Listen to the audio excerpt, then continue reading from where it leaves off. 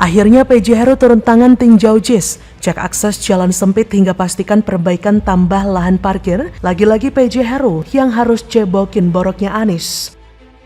JIS, kemarin katanya infrastrukturnya kurang baik, terutama di bagian area parkir sama transportasi publik, itu tanggapannya? Akses jalan, kalau transportasi publik kita bisa atasi.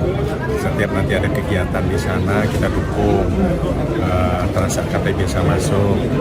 Terus berikutnya dari belakang kan sedang diperbaiki ya, jalurnya akan dilebarin. Oh, betul, di perluasan. Infrastruktur kita bagusin. Jalan masuknya sempit kayak masuk gang. Kapasitas parkirnya cuma 1.500 kendaraan. Padahal jumlah kursi penonton yang ada di stadion itu ada 80.000 orang. Kira-kira ya, gue ngebayangin kalau yang hadir di konser itu 60.000 orang, sementara parkirnya cuma 1.500 mobil. Ini tadi saya udah panggil Kepala Dinas Citata, saya mau lihat ada nggak dalam waktu dekat itu bisa kita potong minimal untuk jalur evakuasi. Kalau yang ke belakang lewat danau itu masih kita kaji.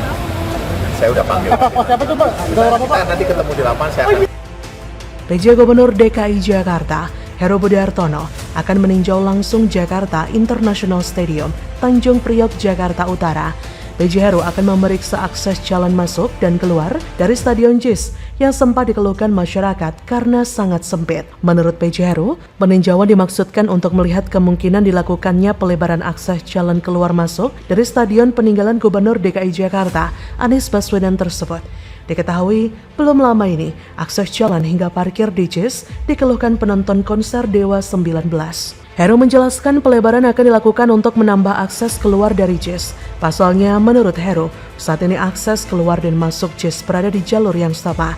Sementara itu, Heru mengaku pihaknya juga tengah memikirkan soal kemungkinan menambah lahan parkir di JIS.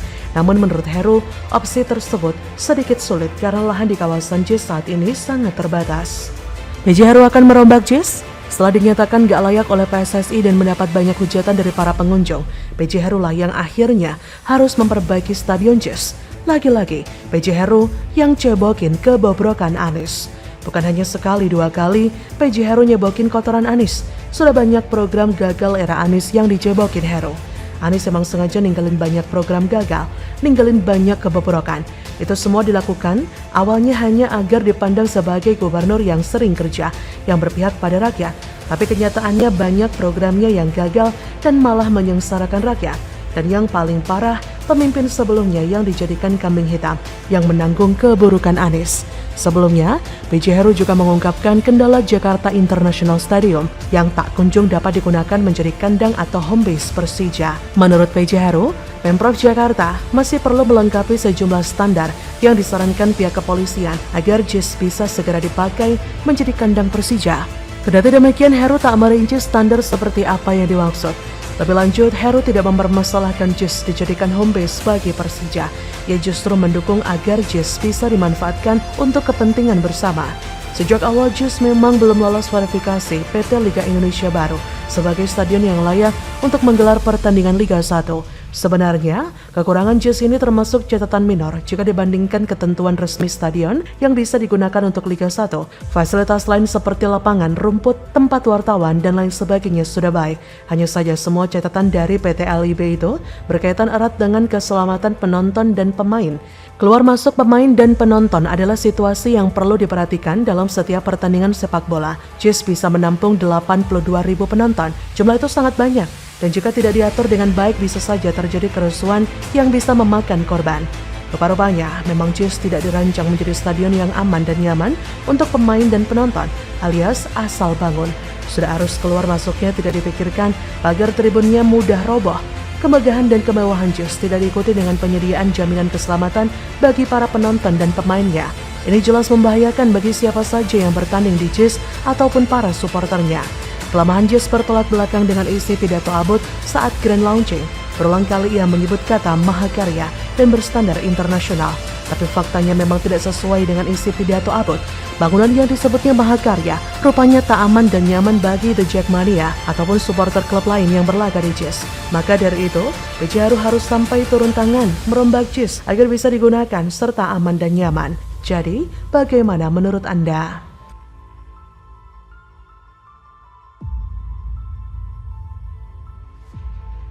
Panitia Piala Dunia ogah pakai Stadion JIS, reaksi Anies langsung cemberut dan ngomel. Play victim salahkan pemerintah pusat? Kita berharap sudah jadi bagus-bagus ya dipakai. Cuman kelihatannya belum ada yang mau pakai dulu sekarang. Nanti mungkin sesudah selesai 2024 baru mulai dipakai lagi Pak Yai. Ya, nah, sekarang masih sepi nih Pak. Info kali ini datangnya dari Jakarta International Stadium yang ternyata belum standar FIFA.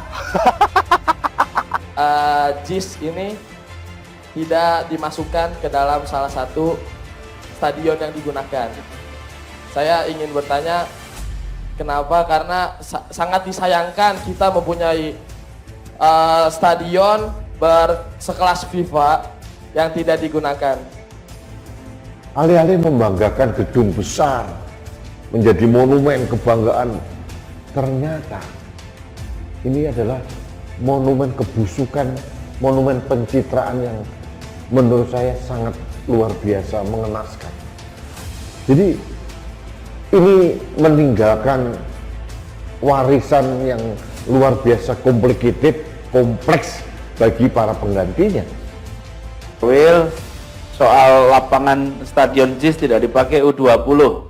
Ya sayang-sayang ya, tidak dipakai. Mudah-mudahan nanti berikutnya bisa dipakai itu lapangan itu. Memang ini saya cerita sedikit soal lapangan JIS. Baik.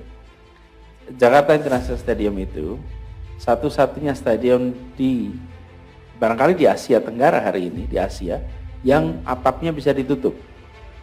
Sehingga bisa dipakai pertandingan sepak bola jam 12 siang. Indonesia terpilih menjadi tuan rumah Piala Dunia U20 yang berlangsung 20 Mei hingga 11 Juni 2023. PSSI memilih 6 stadion sebagai lokasi pertandingan untuk dinilai FIFA. Daftarnya adalah Stadion Jakabaring Palembang, Stadion Gelora Bung Karno Jakarta, Stadion Sijalak Harupat Bandung, Stadion Manahan Solo, Stadion GBK, Stadion Kapten Iwayan Dipta Gianyar, Stadion Kebanggaan Anies, Jakarta International Stadium di Tanjung Priok, Jakarta Utara, tidak dimasukkan PSSI ke dalam opsi lokasi pertandingan.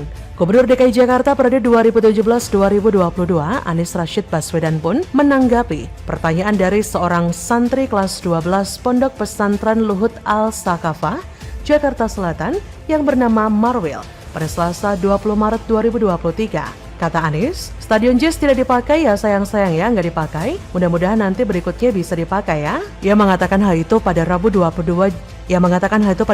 Maret 2023. Anies pun ngeles dengan bangganya mengatakan JIS menjadi satu-satunya stadion di Asia Tenggara yang atapnya bisa ditutup, sehingga lapangan stadion bisa dipakai untuk pertandingan sepak bola pada pukul 12 WIB.